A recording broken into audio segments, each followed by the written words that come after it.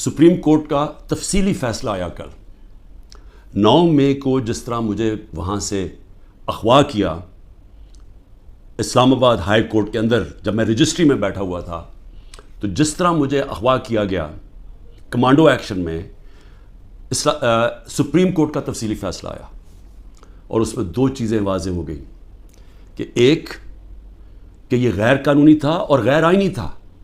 جو طریقہ انہوں نے جس طرح مجھے وہاں سے اغوا کیا ہے وہ غیر قانونی بھی تھا اور غیر ہمارے آئین کے خلاف بھی تھا.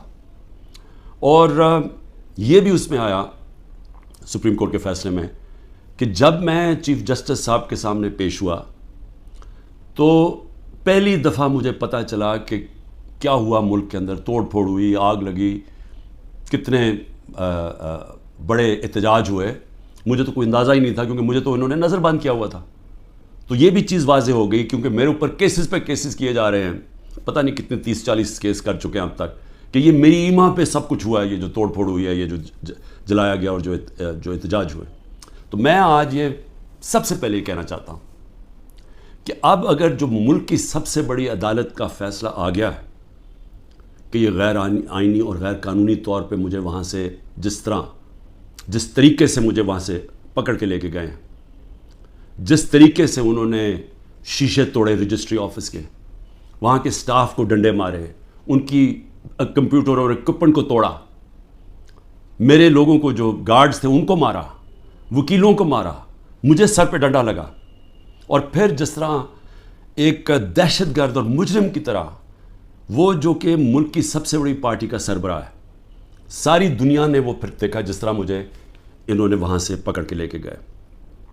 اور پھر دنیا میں خبر کیا گئی کہ جی کرپشن کے اوپر عمران خان کو پکڑا. وہ آدمی جو اس ملک کی تاریخ کا سب سے زیادہ پیسہ اکٹھا کرتا ہے خیراتی پروجیکٹس کے لیے, جس کو یہ قوم سب سے زیادہ جس پہ اعتماد کرتی ہے اپنے پیسے سے, اس سے بڑا تو کوئی اعتماد نہیں ہے کہ جب لوگ اپنے پیسے سے کسی کو ٹرسٹ کرتے ہیں تو انہیں پتہ ہے کہ ان کا پیسہ وہ امانت دار ہے, جس کو سپریم کورٹ نے پہلے صادق اور امین بھی کہا ہے, جس نے سارے پاکستان کے ایوارڈز جیتے ہوئے ہیں, جو 50 سال سے ساری دنیا کے اندر پاکستانی کو دنیا جانتی ہے, اور جس نے اپنی طرف سے کرکٹ کے اندر پاکستان کا نام روشن کیا. تو میرا سب سے پہلا سوال یہ ہے کہ اس کا کون ذمہ دار ہے؟ کیا انٹیریئر منسٹری ذمہ داری اٹھائے گی اس کی؟ کوئی اس کو ذمہ دار ٹھہرائے گا؟ اور کیا نیب چیئرمین اس کی ذمہ داری لے گا جو ہوا ہے میرے ساتھ؟ اور میں اب اس سے آگے چلتا ہوں.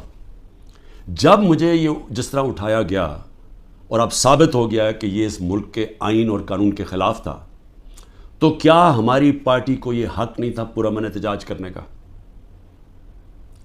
اب تو اگر ثابت ہو گیا نا کہ یہ قانون توڑ کے مجھے وہاں سے اغوا کیا گیا اور جس طرح مجھے ذلیل کیا گیا, تو کیا ایک ملک کی سب سے بڑی پارٹی کے سربراہ کو جب اس طرح اسے کیا جائے تو کیا اس کی پارٹی کو حق نہیں تھا پرامن احتجاج کرنے کا؟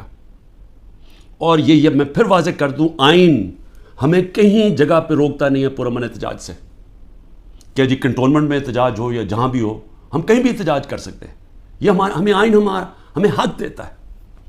ہمیں توڑ پھوڑ کا حق نہیں دیتا, ہمیں جلانے کا حق نہیں دیتا, اور وہ سارے ہم سب اس کی مذمت کرتے ہیں. میں نے سپریم کورٹ میں جب مجھے بتایا چیف جسٹس صاحب نے, میں نے اس کی مذمت کی, اور انہوں نے وہ لکھا اپنے آرڈر کے اندر, اور میں نے کہا کہ 27 سال میں آج تک میں نے کبھی اپنی جماعت کو یہ نہیں کہا کہ کسی قسم کی انتشار کے اندر شامل ہو. میری سٹیٹمنٹس ہیں. جب ہمارے سے ظلم بھی ہوا 25 مئی کو, جب ہمارے اوپر جس طرح انہوں نے ہمارے ساتھ ظلم کیا کہ ہمیں بگر کراؤڈ ہے ان کا ڈنڈے مار کے ٹھیک کرو, عورتوں کے اوپر, بچوں کے اوپر جو ہمارے نکلے ہوئے تھے پرامن احتجاج کے لیے, ان کے اوپر جو انہوں نے تشدد کیا, میں نے اگلے دن اسی دن رات کو ہوا, صبح کو میں نے اپنا دھرنا کینسل کر دیا, اور میری اس تقریر سن لیں, میں نے ادھر کہا کہ میں انتشار نہیں چاہتا. 26 نومبر کو 4 لاکھ لوگ جمع ہوئے پنڈی کے اندر, اور وہ سارے تھا کہ ہم نے پرامن ایک مارچ کرنی ہے وہاں سے اسلام آباد. وہاں جنہوں نے 30,000 پولیس جمع کر لی. تو مجھے پھر پتا تھا کہ انہوں نے ہمارے ساتھ وہی جو 25 مئی میں انہوں نے اس باری پھر وہی کرنا ہے, اور مجھے خوف تھا کہ اتنی زیادہ پبلک ہے اور وہاں خون خرابہ ہوگا. میں نے کینسل کر دیا. میں نے اسلام آباد کی مارچ 26 نومبر کو کینسل کی, اور اس کے بعد یہاں 8 مارچ کو جب ہم پرامن ہماری الیکشن کی ریلی نکلنے شروع ہوئی, انہوں نے اس کے اوپر جب حملہ کیا, پھر وہ میں نے ریلی کینسل کی, میری تقریر ہے. تو میں نے تو ہمیشہ پرامن احتجاج کی بات کی 27 سالوں سے, تو وہ سامنے آ گیا.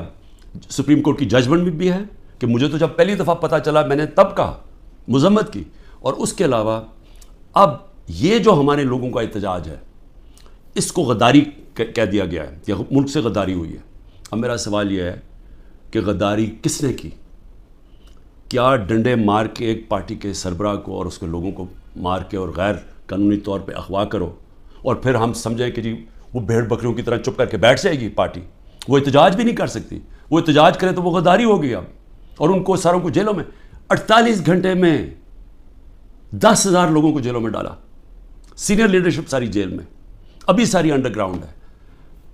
9 مئی سے اب تک ہر روز لوگوں کو اغوا کیا جا رہا ہے. ہر روز لوگوں کے گھروں میں جاتے ہیں, رشتہ داروں کے گھروں میں جاتے ہیں, گھر توڑتے ہیں, پولیس گھر لوٹتی ہے, ساتھ نامعلوم افراد آتے ہیں, چوری کرتے ہیں. میاں اسلم اقبال کی بیٹی کے سارا جہیز چوری کر کے لے گئے. کل وہاں بنو کا ہمارا ایم پی پختون یار 40 لاکھ کا وہاں اس کے گھر پہ سونا پڑا ہوا تھا, زیور پڑا تھا, وہ چوری کر کے لے گئے. یہ کون سی دنیا میں اس کی اجازت ملتی ہے؟ کون سے قانون کے تحت؟ اور صرف سزا مل رہی ہے کہ جی آپ نے 9 مئی کو احتجاج کیوں کیا؟ کیونکہ اب تو واضح ہو گیا نا کہ ہمارا احتجاج جائز تھا, کیونکہ غیر قانونی طور پہ, پھر سے میں کہتا ہوں, آئین توڑ کے مجھے اٹھایا گیا ہے, اور جس طرح اٹھایا گیا ہے اس کا ریئیکشن آنا تھا. اور میرا اگلا سوال ہے کہ کس نے پلان کیا سب کچھ؟ کیونکہ یہ جس نے بھی پلان کیا, کیا وہ چاہتے تھے کہ یہ ریئیکشن ہو؟ کیا یہ جان کے کیا گیا؟ کیونکہ اور ترقی بھی تھے, اگر پکڑنا تھا وارنٹ دکھاتے. پولیس, میں نے چلنے سے پہلے کہا کہ اب مجھے پکڑنا ہے تو وارنٹ دکھاؤ, پولیس آ کے لے جائے. تو وہاں سے اس طرح بھی, لیکن کیوں یہ جان کے کیا گیا؟ اور مجھے یہ شک ہے پری پلان تھا سب کچھ. یہ ریئیکشن پتہ تھا اس کا ریئیکشن ہونا ہے, اور اس ریئیکشن سے پہلی تیاری کی ہوئی تھی کہ اس کے بعد کرنا کیا ہے, کیسے انہوں نے تحریک انصاف کو کرش کرنا ہے, جو ابھی تک کوششیں ہیں.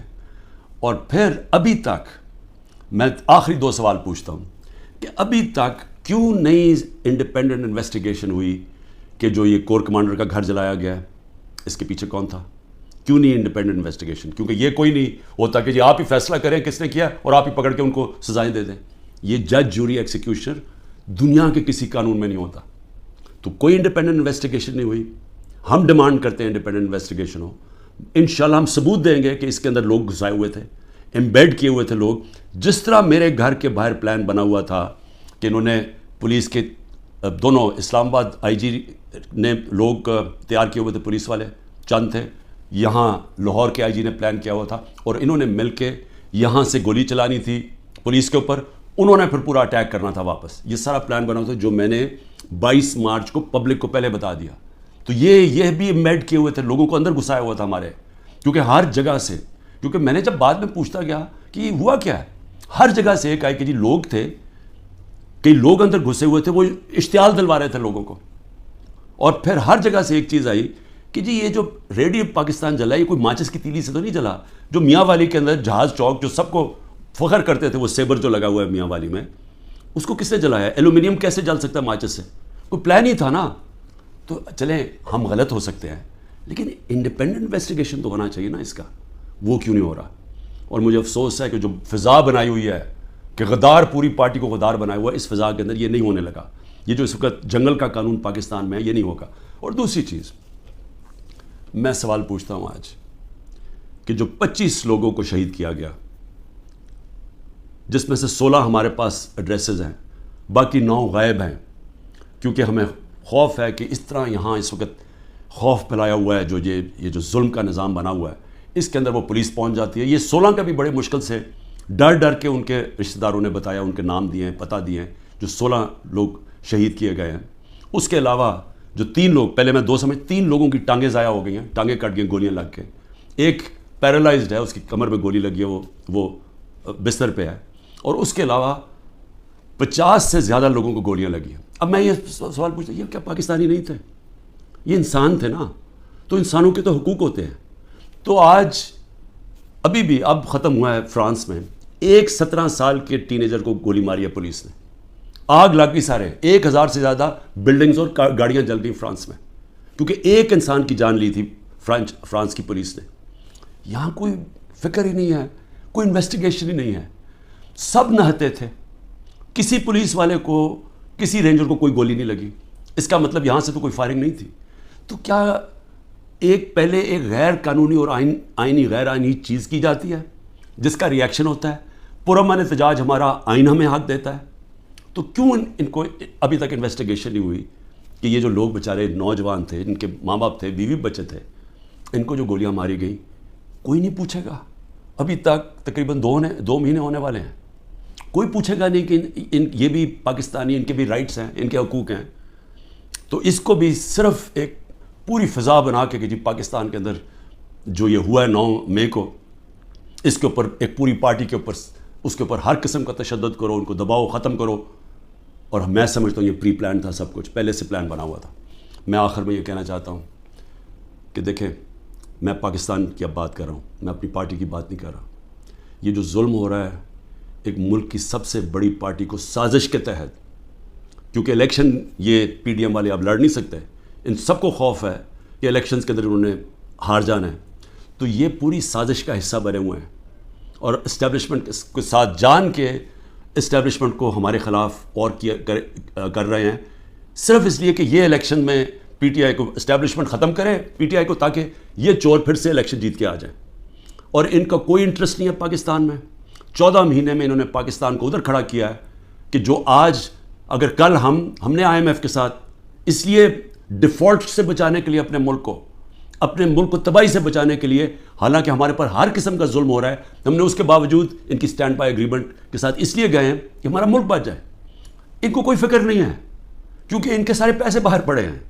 تو میں آخر میں یہ کہنا چاہتا ہوں کہ جس کو بھی اس وقت پاکستان کی فکر ہے, جو اس وقت گیلپ کی سروے آئی ہے کہ ہر 5 میں سے 4 پاکستانی کہہ رہے ہیں کہ ہم غلط راستے پہ نکل گئے ہیں, یعنی پاکستانی میجورٹی جو 80% سے زیادہ پاکستانی کہہ رہے ہیں ہم غلط طرف نکل گئے ہیں, اس کے باوجود کوئی راستے میں کوئی کورس کریکشن نہیں ہو رہا, اور ہم صرف اور صرف ایک 1 پوائنٹ ایجنڈے پہ کہ جی کسی طرح پی ٹی آئی کو کرش کرو تو ملک کے مسئلے حل ہو جائیں گے. اور اس سے کس کو فائدہ ہو رہا ہے, کون ہیں وہ لوگ جو اس تباہی سے فائدہ اٹھا رہے ہیں؟ وہ میں آپ کو یقین دلاتا ہوں کہ وہ پاکستان کی اکثریت نہیں ہے. یہ تھوڑے سے لوگ ہیں جو قبضہ کر کے بیٹھے ہوئے ہیں وسائل پہ, جو قانون کے اوپر بیٹھے ہوئے ہیں, اور وہ صرف اور صرف چاہتے ہیں کہ ہمارا یہ جو قبضہ یہ برقرار رہے, ملک جائے بہاڑ میں, کیونکہ ان کے پیسے باہر پڑے ہوئے ہیں. پاکستان زندہ باد.